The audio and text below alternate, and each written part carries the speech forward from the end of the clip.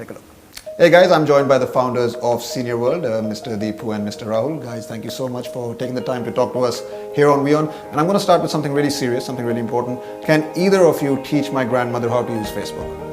I guess Deepu would probably be a little bit more qualified than I would be. Though I'm decent with Facebook. I guess good enough to be able to manage with your grandmother. Though I must confess, I haven't been successful with my dad so far. But that's for a variety of other reasons. You and me are on the same boat, I think. We're on the same boat. We're sailing in the same direction. But let me now get back to the point. A lot of tech companies out there, they target the youth. But here you guys are targeting senior citizens. How did you come up with this idea? I mean, why did you choose this specific route? India has 9% of its population classified as seniors, which is over the age of 60. 12 crores in all. This number is going to grow to 32 crores by 2050. The 12 crore number itself, Sahil, is more than the combined population of UK, Scotland and Canada. Right. So it's a very, very large market, as a segment per se. And they do have their own unique needs. But if you fundamentally look at it, who's serving them? Outside of the hospitals and the healthcare companies for whom seniors are the primary segment, there's nobody else creating stuff for seniors. And I guess in India it's understandable because there's also a large youth population. So we were driven by essentially the fact, kaam acha hai, as we call it here. And, it's a nascent space, it's a vacant space. Let's get in and try and make a difference. The older generation in India, they're not considered to be very tech savvy. So what were some of the challenges that both of you faced when you were trying to set up Seniorworld? What were some of those challenges, some of those obstacles that you guys faced? Look, that's an interesting question, Sahil. When it comes to seniors, I think the challenge is, I would say, not the technology. How do you simplify technology for them? Right. Okay, I think most of the seniors with whom we meet or talk day in, day out, I think they want to adopt technology. Is the fear of adopting is what actually stops them, and that's how we said, okay, we'll do multiple things in Seniorworld, technology being the vertical one. And actually it started off with the first technology vertical, which was our mobile phone, and that's how we introduced a mobile phone for seniors. So interesting, the whole story, if you see, coming back to your question, is I don't think technology is an issue, is the simplification of technology is an issue.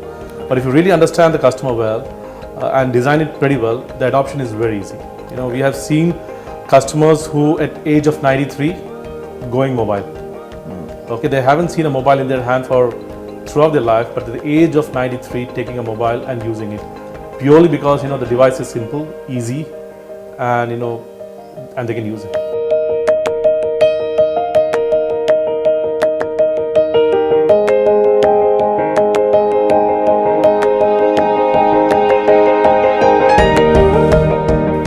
So also, let me ask both of you this next question.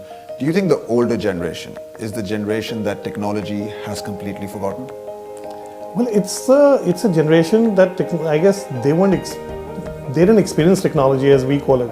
We all grew up with computers. But we take it for granted. We take it absolutely. Someone from my age or even your age, we take it for granted. But for the older generation, it's a different. You might as well call it like moving a mountain for them sometimes. Because I know with my grandmother, she will still struggle with the most basic things. Forgetting a password, setting her password.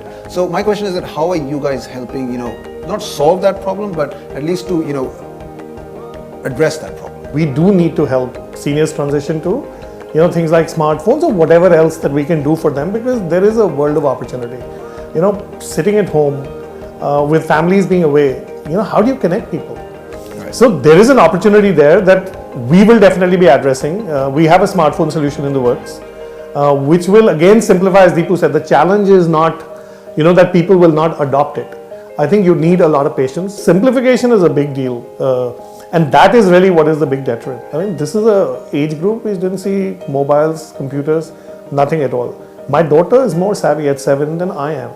So, he very briefly spoke about Easyfone there. So just talk to us more about that product in more detail, because according to research, older generation, I'm not sure about India, but at least abroad, they understood how to use laptops, but it's the smartphone technology that's one of the biggest hindrance, in their lives. So how is Easyfone addressing those problems? When you see a customer looking and using a phone, what are typical things which come to your mind? You know, if Why you have they look- seen a grandmother using a phone, Yeah. what she typically does when she has a phone on her hand. Well, I think is she going to throw that at my face? That's usually my reaction. But Okay, you know. So one thing which you'll always, you know, I'm sure you'll build recall. So a lot of people will do like this. Yeah. Okay. When they have a phone in their hand, the first thing they will take this because it's difficult to see. You know, so Easyfone addresses as simple as neat as that. You know, so it has got a big font, okay, a big keypad, okay.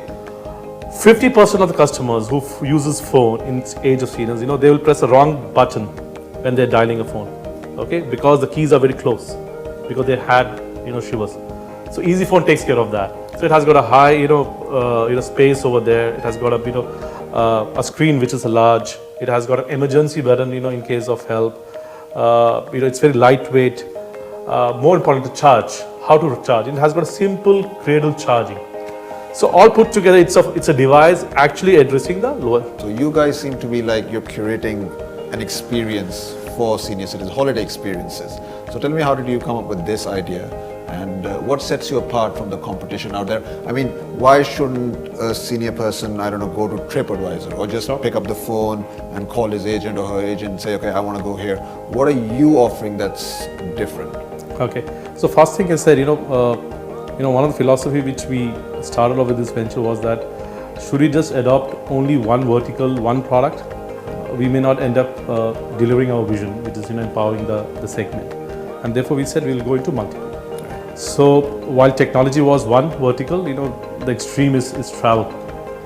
So, but then why travel with Seniorworld? You know, right question over there. When you think of traveling with senior, you know, you need to think it very differently. Yeah. Okay, and why you think it differently? Because the pace in which they want the itinerary to be designed, the places where they want to go, how they want. So we really design it extremely well thought. You know, keeping ourselves in their shoes. So, you know, we have as old as 90-year-old travelers with us. You know, so when you design an itinerary for them, it cannot be the same thing what you're taking your grandchildren or granddaughters with. You know, you have to design it. So the hotels, the places, the flights which you take, the timings. You know, so to give an example, you know, so we try to choose hotels which does not have bathtub. Okay, you know, it's not safe to have a bathtub. Okay, so similarly, you know, the flight timings. You know, we try to see the best flight timings so the jet lags are not there. The itinerary is designed with the pace that, you know, they have their meals in time and the kind of meals they have. So we do it very differently. That's one part of it, and on top of it, the entire experience. You know, so when we design the whole trip, you know, and so we ensure that during every moment, you know, there is an experiential difference which they get. Right. To give an example, you know, we only play in the entire journey. We'll play 40s, 60s, and 50s music for them. Okay, you know, it's a small thing, but I have seen people enjoying that moment and really living with it. Okay, so as small as that. So, you know, with Seniorworld, you know, the itinerary is very different, the experience is very different, and therefore, you know, I think we are different. And these are assisted tours, Sahil. So one or two members always will accompany. True. You know, they're there. We actually don't treat them like customers. On the tour, the brief is you have to think of them as your elderly family members. You know, and make sure they feel loved. They feel that they've been cared for. They're individuals. And is that what your USP is? That you make them feel like they're part of your family? They invariably are about that. We've had people crying when they come back at the airport saying, "Oh my God." And one of the things I think Deepu forgot to mention is, you know, they go as strangers, you know, 20 people, they come back as a family. And just one last question to both of you. I'll start with you first. Is there any advice from your experience that you'd like to give other startups out there who might be struggling or just setting up? What advice can you possibly give them? I think Rahul is a better person, but let me put my view over there. I think, you know, short-term approach is definitely a no-no for us. You know, both me and Rahul have handled, you know, 250 million plus customers and, you know, and experience, but we are very sure. Okay, you know, there's no shortcuts. Absolutely no shortcuts. You know, you should have a long-term vision. Okay, do execute well, but definitely don't lose the side of what you actually want to do. So no shortcuts. You know, I don't know, what would like to add? You know? Yeah, so basically that's what we say, you know, be patient with yourself, make sure you don't lose sight of what your customer wants. It's very easy, you know, I mean, we can all see what's happening in the market these days. Be prepared. If you really believe in it, then be prepared for the long haul. Don't deviate here and there. And of course, the teams are very, very important. And I think that was some very great advice. And I think we leave it on that positive note. Thank you so much for your time once again. Thank you, Sahil. Thank you very much. It was really a good one. Thanks so much, Sahil, for having us over. Thank you very much. Thank you.